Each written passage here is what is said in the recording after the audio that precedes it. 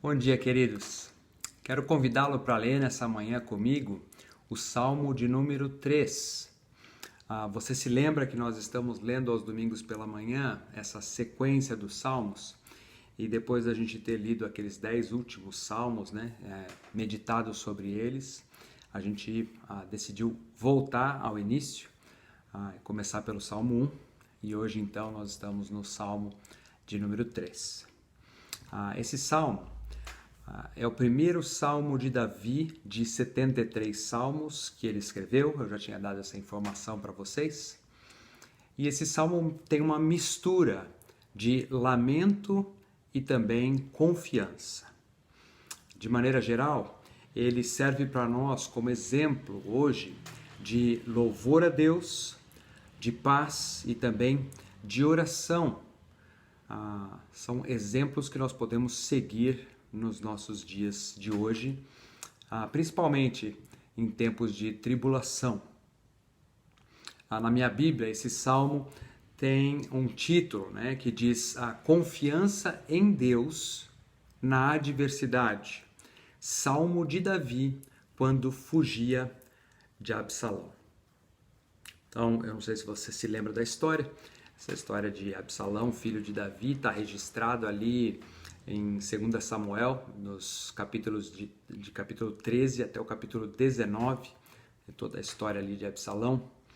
Para dar uma rápida lembrança para todos vocês, Lembra que Absalão, ele tinha uma irmã chamada Tamar, e essa irmã de Absalão, ela foi violentada pelo seu irmão Aminon, seu meio-irmão, Aminon. Então, Absalão, no momento que ficou sabendo disso, ele não falou nada, ele fingiu que nada tinha acontecido, porque ele planejava matar Aminon. Passado 2 anos, ele dá uma festa, ele engana Davi e diz que convida o rei para vir para uma festa da Tosquia das Ovelhas, a mais ou menos 20 quilômetros de Jerusalém, mas Davi diz que não vai e ele pede então para que Davi permita que os seus filhos, ou seja, os irmãos de Absalão, fossem à festa. E o que acontece é que Absalão usa isso para matar Aminon. Com isso, Davi fica irado e persegue Absalão, ou melhor dizendo, proíbe Absalão de voltar para sua casa. Depois de um tempo, a ira de Davi passa, e ele permite então que Absalão volte para sua casa, mas Absalão vai conspirar contra Davi, ele vai dormir com as mulheres de Davi e vai tomar também o seu lugar no reino, tomando o seu trono por um tempo. E na fuga de Davi, enquanto Absalão e os soldados de Absalão estão perseguindo Davi, é que Davi escreve o Salmo de hoje, o Salmo 3. Então abre a sua Bíblia comigo, no Salmo 3, vamos ler juntos esse Salmo que diz assim: Senhor, como tem crescido o número dos meus adversários. São numerosos os que se levantam contra mim. São muitos os que dizem de mim: não há em Deus salvação para ele. Porém tu, Senhor, és o meu escudo, és a minha glória e o que exaltas a minha cabeça. Com a minha voz clamo ao Senhor e ele, do seu santo monte, me responde. Deito-me e pego no sono. Acordo porque o Senhor me sustenta. Não tenho medo de milhares do povo que tomam posição contra mim de todos os lados. Levanta-te, Senhor, salva-me, Deus meu, pois feres nos queixos a todos os meus inimigos, e aos ímpios quebra os dentes. Do Senhor é a salvação, e sobre o teu povo a tua bênção. Vamos orar, vamos entregar esse momento nas mãos do nosso Deus. Pai querido, nós te louvamos pela tua palavra, te louvamos, Senhor, pelo exemplo do salmista Davi, de como ele reconhece no Senhor a libertação de toda angústia, de toda tribulação pela qual ele passava. Senhor, eu te peço para que nessa manhã o Senhor venha ao nosso encontro com a Tua palavra, que nossos corações possam encontrar descanso no Senhor, possam encontrar alívio diante da Tua palavra e conselho para um agir que glorifica o Teu nome. Pedimos isso, Senhor, no nome de Jesus. Amém.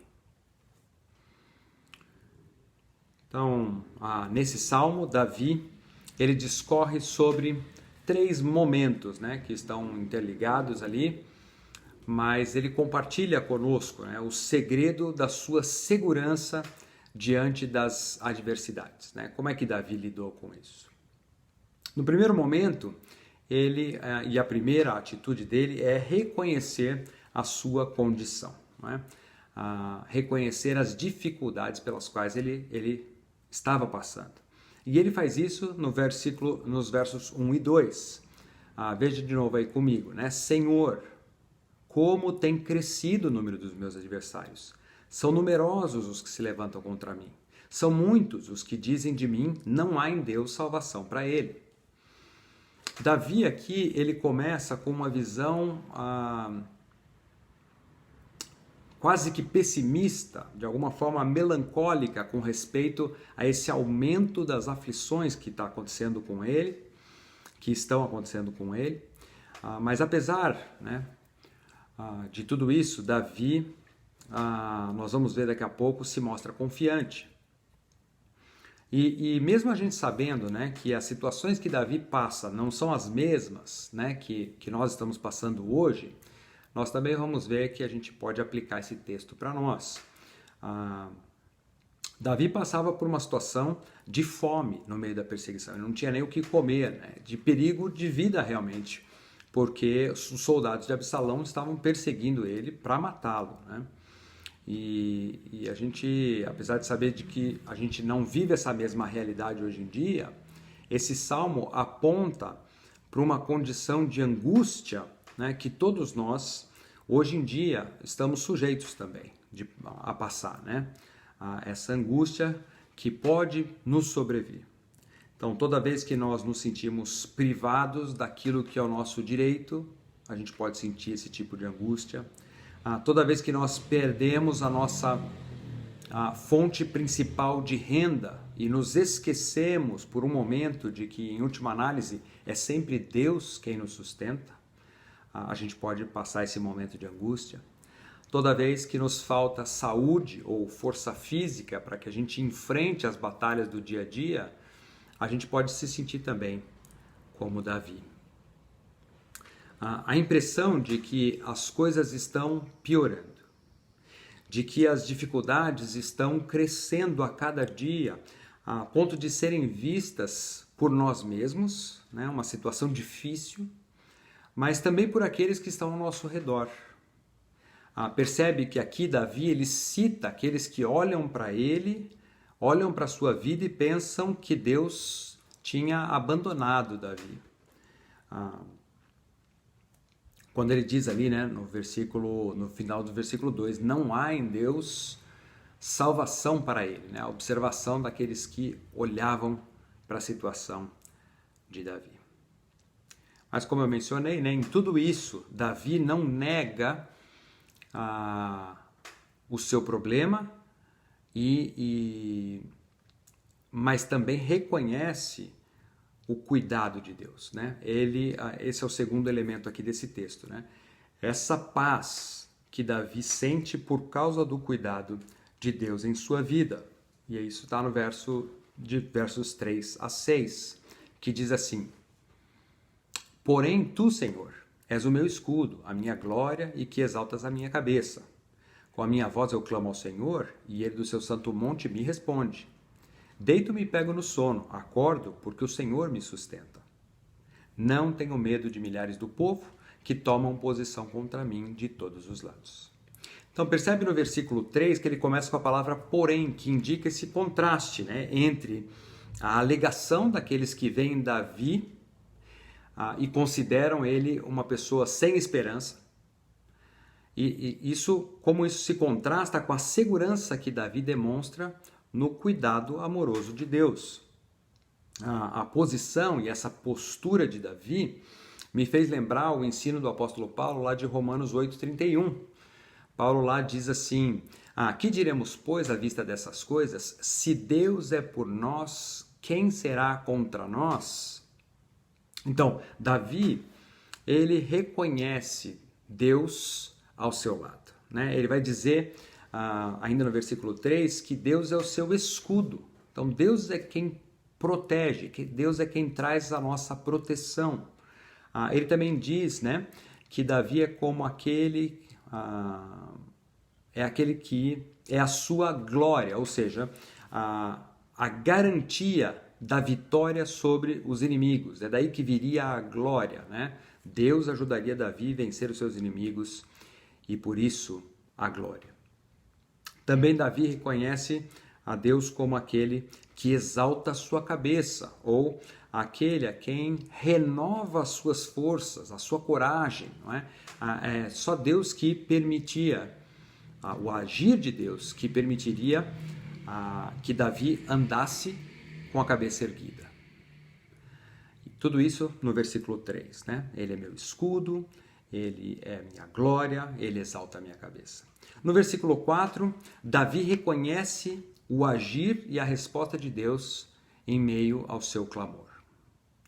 Queridos, quantas vezes Deus responde às nossas orações, mas porque ele responde diferente, né, ele tem uma resposta diferente daquela que nós queremos ouvir, nós simplesmente negamos que Deus tem agido, não é mesmo? Pensa se isso não acontece. Não é? Nós pedimos uma coisa para Deus e se ele responde não, ou se ele responde espera, a gente logo pensa que Deus não está agindo em nosso favor. Mas Davi não é assim. Ele, no versículo 4 aqui, reconhece que ele clama e o Senhor ouve a sua voz. Mesmo em meio à tribulação, essa tribulação que Davi estava passando, mesmo no meio dela, ele declara que clama a Deus e o Senhor o ouve. A solução não tinha vindo ainda, mas Davi já declarou que sabia e que confiava nesse agir poderoso de Deus. No versículo 5, ele continua a sua declaração de confiança. Ele diz: deito-me e pego no sono. Então, apesar da perseguição de Davi,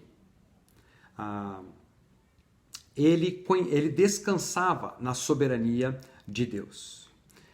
E por isso, né, ele podia descansar todas as noites, né, mesmo fugindo dos soldados inimigos.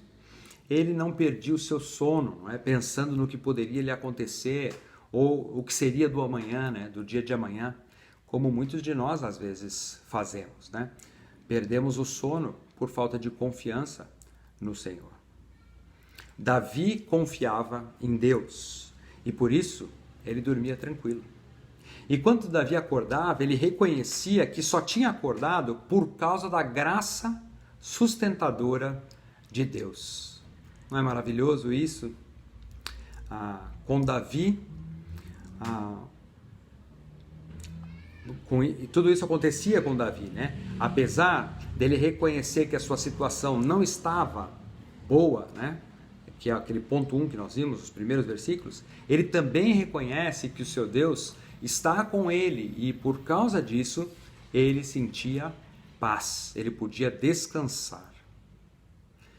O texto termina nos versículos 7 e 8 com uma oração, não é? A oração que Davi faz nos versos 7 e 8 é assim: levanta-te, Senhor, salva-me, Deus meu, pois feres nos queixos a todos os meus inimigos e aos ímpios quebras os dentes. Do Senhor é a salvação, e sobre o teu povo a tua bênção. No versículo 7, então, nós lemos: levanta-te, Senhor. Esse grito de guerra para que Deus lute contra os seus inimigos e defenda os seus soldados. Esse é o clamor de Davi. Então, no relacionamento com Deus, quando nós passamos por lutas, nós temos esse recurso também à nossa disposição. A oração. A oração para o crente é uma arma fundamental para a batalha do dia a dia. Em 1 João 5, capítulo 15, nós lemos: "E se sabemos que ele nos ouve quanto ao que lhe pedimos, estamos certos de que obtemos os pedidos que lhe temos feito." Uma promessa de Deus que quanto ao ouvir das nossas orações. Como é que Deus ouve a nossa oração e atende os nossos pedidos. Davi sabia disso e ele não desperdiçou esse recurso. E no verso 8 ele termina dizendo: "Do Senhor é a salvação, e sobre o teu povo a tua bênção." A palavra salvação aqui trata-se de uma libertação ampla, abrangente. Tem a ver tanto com a vida presente como a nossa vida eterna. O apóstolo Paulo, no Novo Testamento, reafirma essa verdade em Cristo, quando em 1 Coríntios 15, 19, ele diz: "Se a nossa esperança em Cristo se limita apenas a esta vida, somos os mais infelizes de todos os homens." Paulo sabia, e Davi também sabia, que não importam as circunstâncias pelas quais nós passamos nessa vida, nós servimos um Deus que é capaz de dar libertação. Libertação nessa vida e libertação eterna. Como então Davi enfrentou as suas diversidades? Em primeiro lugar, ele reconhece a realidade das circunstâncias. Depois, ele demonstra essa confiança, ele descansa na soberania de Deus. E por fim, ele ora, tanto para clamar como para reconhecer a ação de Deus em sua vida. Que hoje, queridos, nós possamos também aprender com Davi a lidarmos com as nossas tribulações da maneira correta, clamando, confiando e descansando na ação poderosa de Deus. Que Deus abençoe o seu domingo e que você tenha um ótimo culto em família à tarde e que essas verdades possam fazer diferença na sua forma de encarar a sua tribulação, a sua semana, e que você possa perceber esse agir soberano e constante na sua vida. Vamos orar. Pai querido, nós te louvamos por essa palavra, por esse salmo que nos ensina como encaramos nossas tribulações. Ajuda-nos a lembrar dessas verdades durante a semana, no momento das nossas lutas, para que a nossa atitude, a nossa reação diante da dificuldade possa glorificar o teu nome. É no nome de Jesus que eu oro. Amém.